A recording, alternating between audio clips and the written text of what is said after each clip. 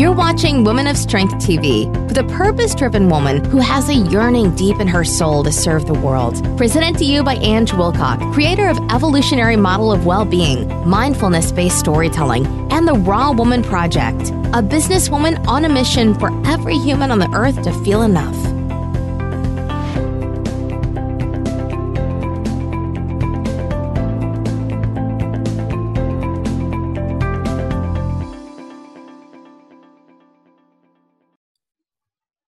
So welcome to another episode of Woman of Strength. And as I always say, Woman of Strength is about showing up as your raw self. Raw is real, authentic, and wild. And today I have an amazing guest, as I always have an amazing guest. And I'd like to welcome, my guest is from Romania, so I'm going to try my best to pronounce her name correctly. So I'd love to welcome Dr. Mihaela Telecan. How did I do? Perfect. So I was saying just when we were off air, my pronunciation is not fantastic of names. And of course, I'm interviewing women all over the world and we pronounce things very, very different. So again, welcome. Now I'm going to read you Mihaela, I'm going to say it wrong. Mihaela. I'm going to read Mihaela's bio. And so she's known as the LowCarbRD and Mindset Coach and is the founder of Healing with Foods, a wellness coaching practice focused on helping women reverse metabolic disorders such as diabetes, PCOS, I can't say that one. Dyslipidemia. Oh, you'll have to tell us what that one is because I don't know that one. And obesity, reducing inflammation and pain, healing leaky gut and autoimmunity, all by using a low-carb, whole foods approach along with important mindset and lifestyle changes. Mihaela was featured in local television station Buzz TV and Jack's Channel 4, River City Live, as well as publishing articles in Huffington Post, Elephant Journal, 904 Fitness, and Proactive Health magazine. She was also quoted in Life Extension magazine and interviewed on various podcasts. So again, welcome. Now, before I ask you the first question around your journey into being a woman of strength, can you let us know what's that word? Dyslipidemia. Yeah, It's a medical term that is used when we refer to the lipid profile when you go to the doctor and they test your cholesterol, triglycerides, the LDL and HDL. When someone has elevated triglycerides, low HDL, high LDL, the general term is dyslipidemia. This meaning disordered lipidemia.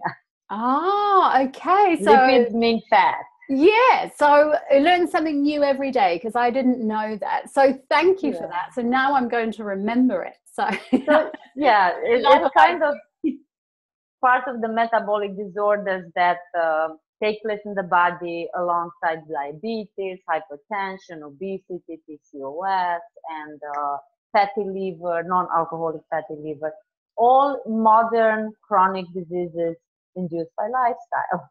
Yeah, fantastic. Great. So that's clarified that. So anyone that didn't know will now know. So let me get back to my original question to you. And can you take us through your journey of walking into that space of woman of strength? Where did that journey start for you? Wow, it's a long journey, and it had several turning points throughout my life, as you probably know from your own story and many stories of women you're interviewing. I would start by saying that growing up, I grew up, like you already mentioned, in Romania, which was under communism at the time. So we grew up very simple with very little material possessions and with very little access to material things. And that, in fact, actually turns out to be a good thing because when it comes to food, which turns out to be one of the big things that I struggled with, and I made it my purpose and my career. Growing up with no food industry and not having access to any processed food, everything was cooked by my mom from scratch, from what we grew in our garden, and local, seasonal, fermented foods, everything that we hear today as being kind of trendy, right? Fermented foods to heal the gut and the meat and bone stock and so on and so on. I grew up with that, but I didn't realize that was a blessing. I even remember my mom saying, "Oh, how lucky the women in Western Germany or and other places that didn't have communism, like democratic countries, are. They don't have to cook everything; they just take the box and this and that." Well, because of that, I guess I grew up healthy. However, in my 20s, I realized that food affected the way I feel.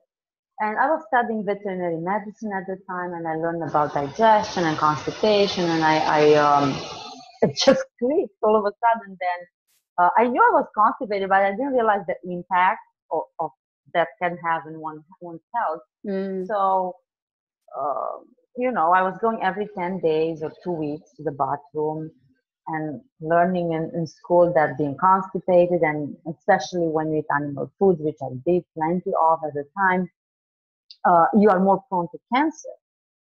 So it was like, wow, this is by any stretch of the imagination, is not good. I'm 20 years old and I go to the bathroom every 10 days. I better go check. So it was the first time I actually admitted myself to the hospital to run tests to see why I was constipated and what I could do about it. And I remember, going in and doing all sorts of some invasive, some less invasive testing. And long story short, I was diagnosed with megacolon, meaning I have like a large intestine. The doctor said, "You were born like that. Some people are born with big noses. You were born with a big colon. You have to eat a lot to accumulate enough before you can evacuate. We can go in and cut your We can go in and cut your colon, make it smaller. In the process, we take out your appendix because you have chronic appendicitis too, and you'll be like, no." I was like, what? I know. Sounded all so easy for the surgeon. Yeah. For me, a 20-year-old is healthy, relatively healthy person. I was like, no way, it must be another way.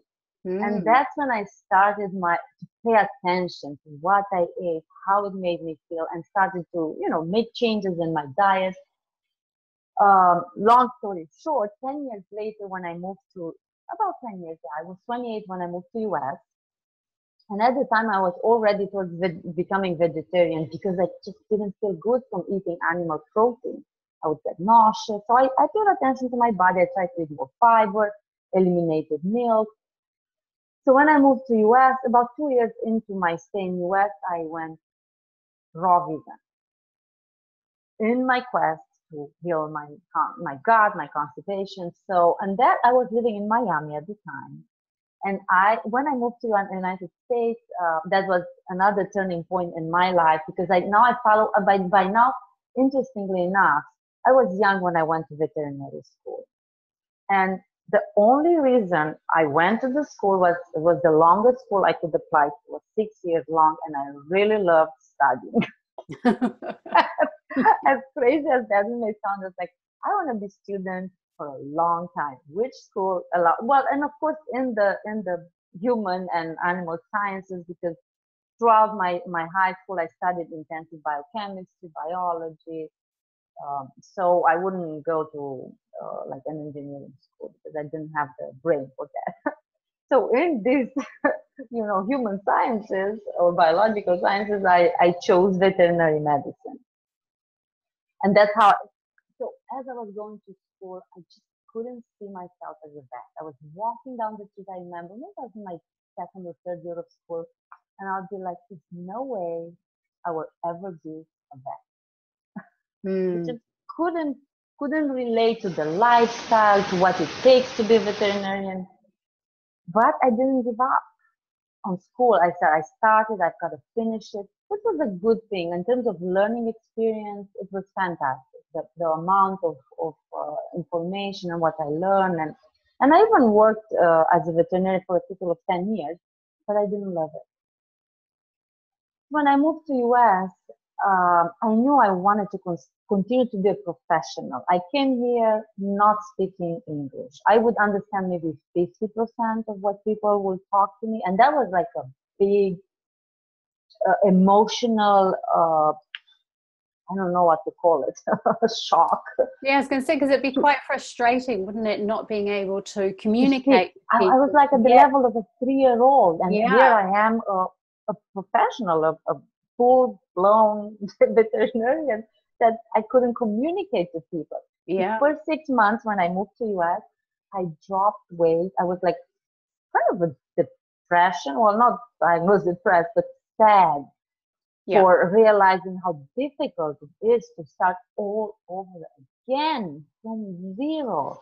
Language, learn to, integrate in a country that I think what shocked me the most was people didn't walk.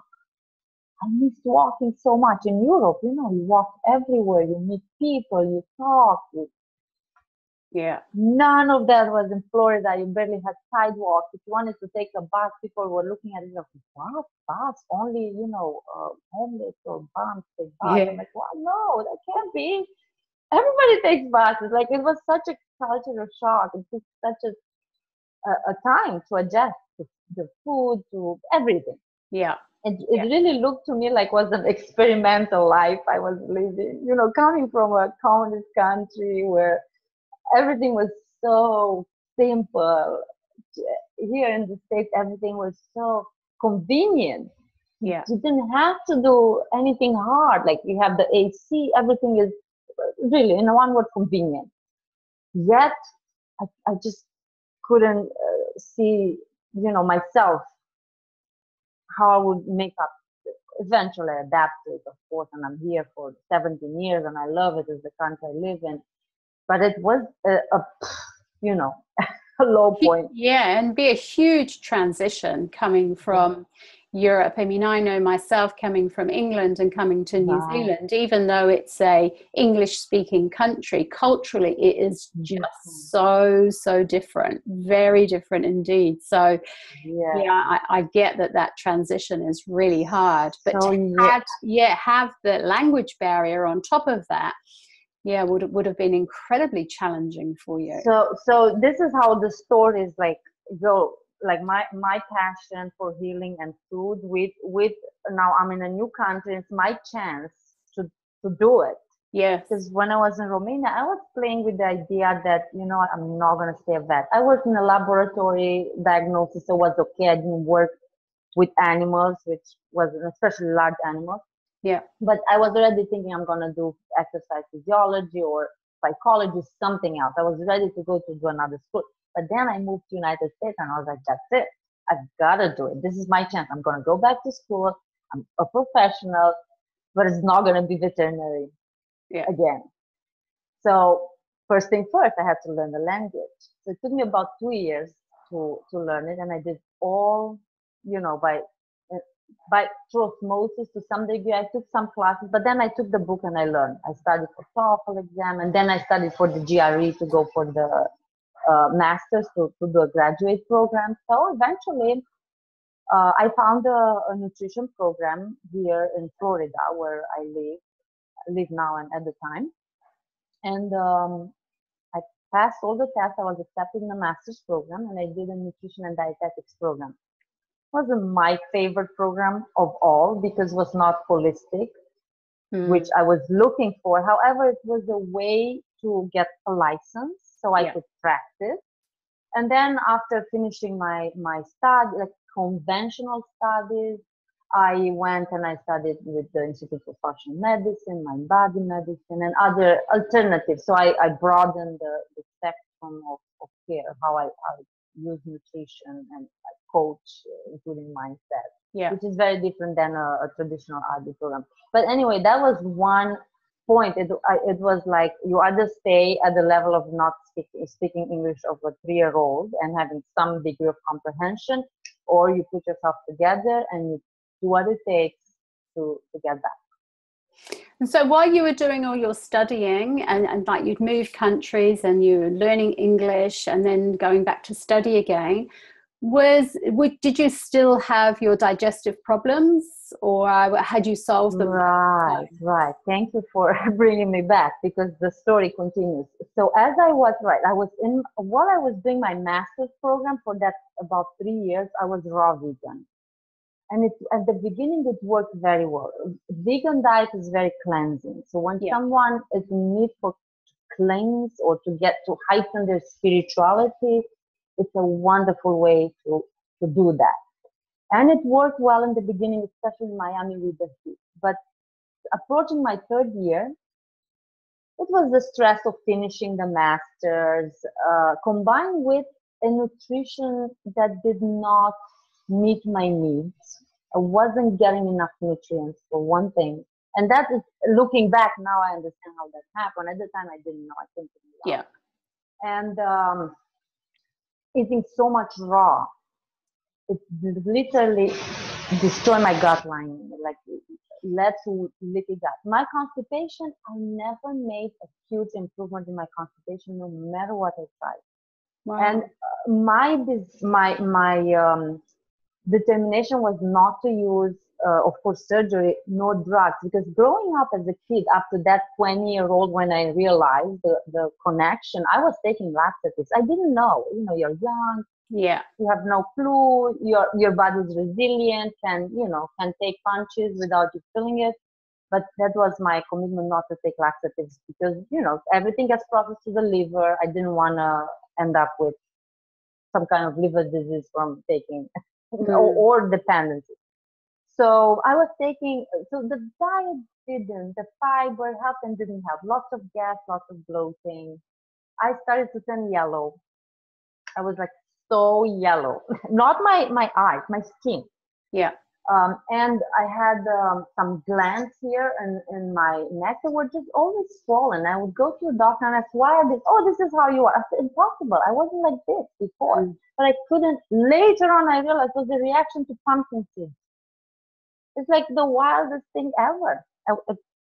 And I was eating lots of pumpkin, of course, nuts and seeds, because I was a vegan, and pumpkin butter, loved it, and pumpkin oil. And oh, wow. I didn't realize that, because when you have something day in and day out, if you don't pay attention to immediate reaction, if you overlook it, yes, the body just doesn't give you feedback anymore. Learns to roll with the punches until one day it breaks. The hell breaks loose. Yeah. So I didn't know. I figured this one out way later, after I took a break from nuts and seeds for maybe a year or so, and then I had pumpkin seeds, and bam, my neck, I had that same pain and reaction. I could start seeing the glands coming. I was like, what? Is this what it was all this time? I didn't know. But that's one lesson I learned. Always pay attention to the feedback you get from your body, because your body has this inner intuition. Yes. Pay attention to it. It tells you what you need and what you don't need. Yeah. Because the information out there, it's good, but it doesn't fit all. No, and I mean, we are unique beings, aren't we? And that's why I always say, in terms of the work that I do with my clients, it's about, it's the diet that works for you, whatever that looks like. Because some people, thrive on a vegan diet. Some people thrive on a vegetarian diet. Some people's bodies just need meat, whatever it is that they need. Your body will always tell you. And if we don't listen, I mean, like you, if we don't listen to the body, then that's when disease and all those sorts of things set in. Yeah. So when you did your study, you were talking about your studying, did you do the whole, the mind-body connection around our digestive system is our second sort of heart, or our second That was later on when I did the course with the Mind-Body Medicine Institute, and to functional medicine is huge on connecting all the systems of the body, and big on stress, emotional healing, gratitude, everything that makes the spiritual part of us. Very important for healing. And as my story went, down the road when I healed my gut, but my emotions were not healed. I still wasn't where I needed to be or could be. So it's interesting because it's almost like we have two parts of us, a physical one that we touch and we feel with, censor it, but we have the emotional persona. Yes. And the mind that needs its own healing. Yeah. And at times you need more healing in the physical body, at times you need more healing in the emotional body, at times you need equally both, but you can't do one without the other. No, totally. I totally agree. I mean, myself, I was diagnosed with an autoimmune disease, and it was actually just my body saying there's emotions that you haven't processed. And once you process those and you work through those, your symptoms will go, and they did. I mean, I healed myself, and that wasn't just through diet. I mean, diet was part of it, but it was also, about using energy medicine. I used acupuncture. I used hypnosis, I used EFT, because it was releasing all of those emotions, because when we hold on to those emotions, the body holds on to it, and then it comes out in, physical problems. So, so I love what you do, because it's that when we understand the mind-body connection, we can heal ourselves. Sorry, my son is That's okay. In the refrigerator. Where? Up on the first shelf. Please, I can't read. Tata will help you. Go show it to him when you open the left door. And close the door for me, please. This is right, this is left. This one. Okay, close the door for me. Close the door, Andre. But that's what I love. That's what I love about these interviews, because this is who we are. We're women. We operate our businesses from our home, and life goes on around us, and that's what makes us strong, isn't it? That we have to deal with everything that comes along. So, gorgeous little boy, beautiful. Yes, thank you. 6-year-old, yes. 6. Oh, gorgeous. Yes, he was part of my journey. Yes, of course, yeah. So where are you at, currently with your health and your right now? Because it sounds like you've learned a lot about yourself. And so about 10 years into from raw vegan, I realized I had to, because of the way things were, I had to look into doing something else. And funny enough, a good friend of mine, she's an acupuncturist, she was testing my pulses and my tongue, and you know how Chinese medicine has different things, and she's like, you cannot be doing raw anymore. You are completely depleting your system. You're gonna end up with Parkinson, or I don't know what else worse. You better do something. So I started getting cooked vegan, and then I added eventually eggs and fermented dairy back in, like kefir and yogurt, and that for about 10 years. And the only time I started to feel a little bit better in my research, I realized that actually I was having a lack of hydrochloric acid in my stomach. I went to upper endoscopy. I went to colonoscopy. Andre, please, it's on the left. I can't see him. Can I run to give him? Yes. Quickly. Yes. I'll put us on pause. Right. Okay. So we're back. You've sorted out your little boy, the gorgeous little boy that he is, and so continue with your story. So I did a bunch of tests. They told me I have Helicobacter pylori, and I had to take antibiotics for it, which I wish I didn't, but I did. My symptoms still remained. And when I learned, and I went and I looked into took courses on my own with one of the supplement companies that I was working with. I learned about hypochlorhydria, meaning lack of hydrochloric acid, and I was like, this is like textbook me. I have all those symptoms. And I started to add hydrochloric acid to my diet, and I started to feel so much better. Just that one little thing, it made a huge difference. Then down the road, I learned about leaky gut and dysbiosis, and I did food sensitivity tests, and I started to eliminate foods that, funny enough, when I was pregnant with Andre, my son, everything I ate while I was pregnant with him was on the list. the few things I was eating. So anyway, I did an elimination diet. I started to feel much better. Eventually, I had another lesson from the universe, basically, when I was pregnant with Andrei. And I don't know how it's in New Zealand or in England, but in US, on the third trimester, you have to do a screening test for gestational diabetes.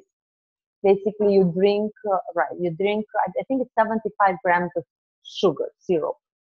Ooh. And then they test, I know, it was gross. They test your blood sugar to see your response. And if you go over, I think it was 140 within like an hour mark, you don't pass the screening for gestational diabetes, and you have to go for a glucose tolerance, oral glucose tolerance test, where you drink double the amount of sugar, and they test you over the course of 2 hours. And I didn't pass the screen. I was shocked because I never had weight problems. Yeah. I always had, good energy. When in my lows, when I was dealing with my gut issues, I was up and down. But overall, from the outside world, I looked like the perfect pregnant woman. And to me, it was such a shock. I was like, how could I not pass the test? I almost didn't want to do the test, but the doctor said, no, you've got to do this. This has to be in the chart. So that was like a big wake-up call. And now when I look back, I realized being vegan and vegetarian, I ate way too many carbohydrates. Yeah. It wasn't processed necessarily. I had desserts. I must admit I would have desserts when I ate out because I didn't eat. I felt like I never ate enough calories, so I could afford to have the dessert. But the big lesson was it doesn't matter if you don't have a weight problem. If it's too much sugar, you still attacks your pancreas, your system. So during pregnancy, you have more insulin resistance, meaning when you eat carbs, your body can't process them properly. So sure enough, I was there. My 10 years of overeating carbohydrates, whether they were fruits or breads or sweet potato, all the good food was too much. Yeah. So that was like a wow. Yeah. So, and then I start making changes to reduce the carbohydrate intake. Yeah, because I think, as we said before, isn't it? It is all about balance, and everybody's body responds differently to food. And if we value that we are all unique, and that, because it's not just about what we eat. Through my trainings and my learning and my education, what I've come to understand, especially around neuroscience too, is that it's not just about the food that we feed ourselves, it's the thoughts that we feed ourselves too, and they can have a major impact on our digestive system, the way that our body processes food. Absolutely. And the genetic background, we always have to see if it runs in the family. You gotta be proactive and not set yourself up to develop the whatever runs in the family, and it does in my family. But I think the second turn I had, like, emotionally, so the first one I think was when I moved to US and I had to start all over from scratch. The second one which kind of mirrored my healing, I was getting better with my gut. I had my son. The birth was a little, I almost felt like I failed his birth. I went all natural. That was my gift to him. I didn't want to put any chemicals in me so he wouldn't be affected in any way. Yet, for whatever reason, you give birth lying lying on your back. It's pretty hard to push against gravity. That was one thing. But in the hospital, they didn't allow me to do that. After 2 hours of pushing, he just didn't come out, and the doctor said, we have to vacuum assist him. And that was like, I felt like I failed him. Yeah. I felt terrible. So after after I gave birth to him, it was a long, I would say 3 years of emotional roller coaster with lots of lows, lots of crying. And looking back now, I think it was once I had him late, 39, up to that age, I was an independent woman, very active, involved in my career. Moved to a new city. Well, there were so many changes. Moved to a new city. About a year before I ended a long, like 3 year separation, I ended with a divorce. So I was now married with the father of my son and my new husband. So it was a new everything. And having a new baby, I really, really felt like I didn't know who I was anymore. Like you wake up in the morning and you look at yourself, you look the same. It wasn't like I didn't lose the baby weight. Like, again, for me, that was never an issue. I guess because I never thought about it. You know, when you don't think about it, just goes and does its own thing. Yeah. However, I would look in the mirror and I would be like, who are you? And it was like, I loved my son and I love him so much. And I was so happy to have him. Yet I would cry. I would look out the window and see bicyclists. And I love riding bikes. That's like one thing I love. And I would cry. So I was also like grieving my life I had before, not knowing what's the new life about. It was such a journey. And it is, I think, when we have those major events happen in our life, you know, like they say birth, death and marriages are all major events. It's like we do have to recreate ourselves. We do ask those questions, don't we? You know, who am I? Because we've transitioned from a single woman into a mother, taking on a huge responsibility, having to nurture and be responsible for this tiny little being that is so, you know, powerless and defenseless. And so it is. Oh, absolutely. And being alone in a country, you don't have anybody. Yes. So where does that take you? Because I'm just conscious of our time. So where does that take you in terms of you know, if we go right up to date where you are now, what is it? So you've got an amazing story. You've got lots of things that have happened, lots of events that have happened in your life. So what are the things that you do today that you know that can help other women out there? So women, you know, transitioning through change and looking at their health. Right. So I would say first, trust. That everything you need to heal your body and your mind is within you. Your body has all it needs, all it takes to rebuild itself. All you need to do is to be open to that belief and to allow the channels out there to open up, to come your way. Because once you're open, you will come across the right coach, the right book, the right program. That's how it happened for me. Because once the body was healed, then I took 3 years to heal my emotional body. And now I'm in a place better than ever before, physically and emotionally. So one is be open. And I always, every day I say, I open myself up to believing that I can do, like, impact. My goal is to impact 1 million women with my message. So I say every day, I open myself up to believing that I can make a difference in the world with the work I do. I open myself up to receiving the abundance that's out there in the universe. Because there's abundance in the universe. You have to be open to receiving it. Absolutely. So that's one big, and then listen to your body, because you're ever changing. What works today may not work a month from now or a year from now. Be open to accept that. Like today, I'm not a vegetarian anymore. It came a day when I said, I don't want to be a depressed mom. I don't want to be a sick mom. I don't want to be a depressed wife or a depressed clinician. I can't help anybody. I've got it. And if this is what it takes to go back to eat and incorporate animal foods and fats into my diet, that's what I'm going to do. And it was a day in 2012 when I made that commitment. And ever since then, my life turned around. Health-wise, and then emotionally. It was the day when I said, I've got to take care of my emotions. And then you journal. I mean, there's so many ways in which you can help yourself release, come to peace with where you are, with what you've done in the past. If there's anything in the past that you regret or you don't like, come to peace with that. Because it's so much power in accepting your journey. Yeah, and letting go of guilt and shame and blame. These are negative emotions that will only foster disease.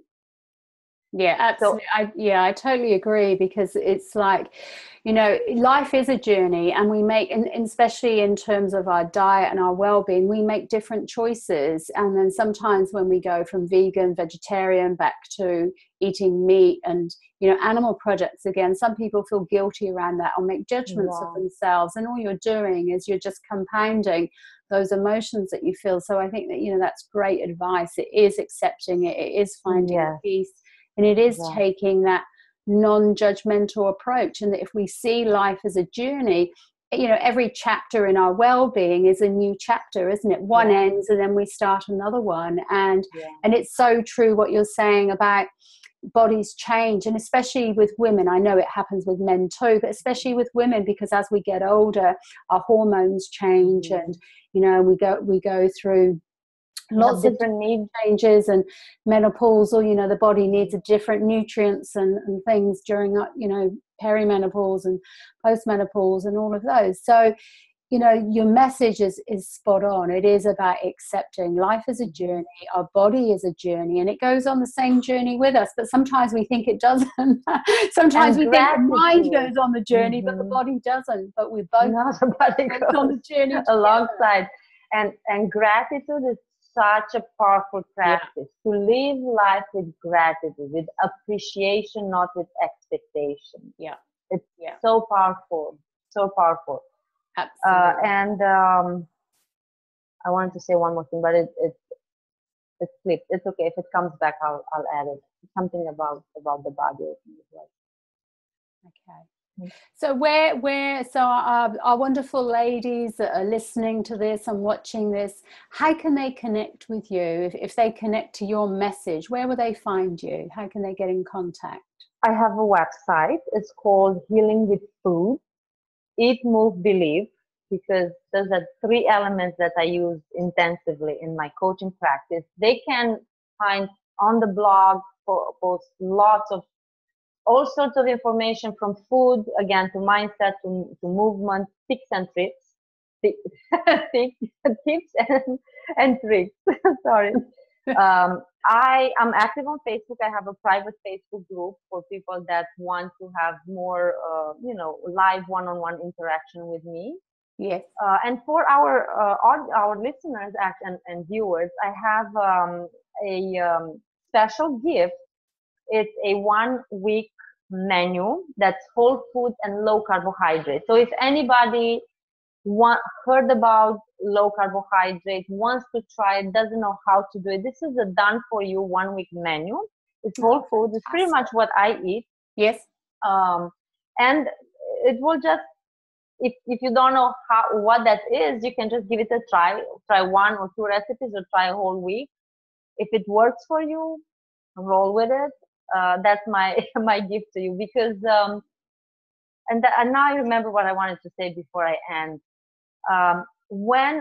How emotions tie to food cravings and food choices. Just like you said, when you emotionally are in that place of gratitude and acceptance and joy and belief and hope, you vibrate. Every cell, emotions are vibrations in our body. Every cell in the body vibrates at a high frequency. When you vibrate at a high frequency, it's so easy to go to the food that's good for you, the high, vibrant, healing food, whether it's the rainbow of vegetables, whether it's the fermented food. It may be an organ meat, it may be liver if you're iron deficient. Whatever it is, you will be attracted to that food, not to the packaged, voided of nutrients and life and artificially colored and flavored food. So that's why it's like, what's more important? Is it the food you choose or the mindset you have? I think first is the mindset. Yes. Work on your emotions, because then it's so easy to be attracted and attract the right food. To put the sneakers on, go for a walk, to spend time in sun, to call a friend and have human interaction. Life just flows. Yeah, I think that's my final message. And then they say if anybody wants to connect with me, again, through my website as well as my Facebook community, YouTube. If people want recipes, I have lots of video recipe tutorials.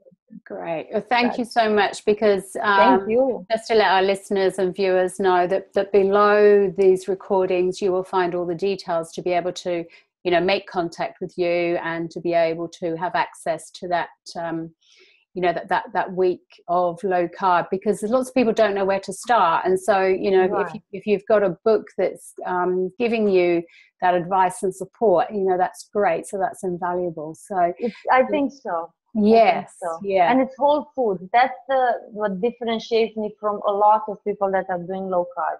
I teach people how to do whole food. I'm not supporting artificial sweetened foods just because they're low carb. You know how we had food industry had the low fat, now we have the low carb. Yeah, we know it's real food. Absolutely real. Yeah, we want real food first. It doesn't, if it comes out a packet or a tin or a most can, likely not real. It has to come out, come straight out of the earth.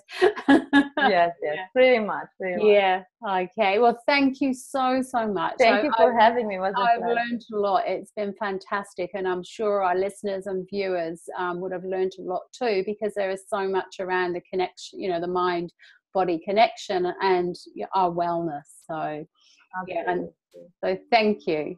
Thank you for doing this work. It's wonderful, empowering women. Yes. Thank you. Take care. Bye.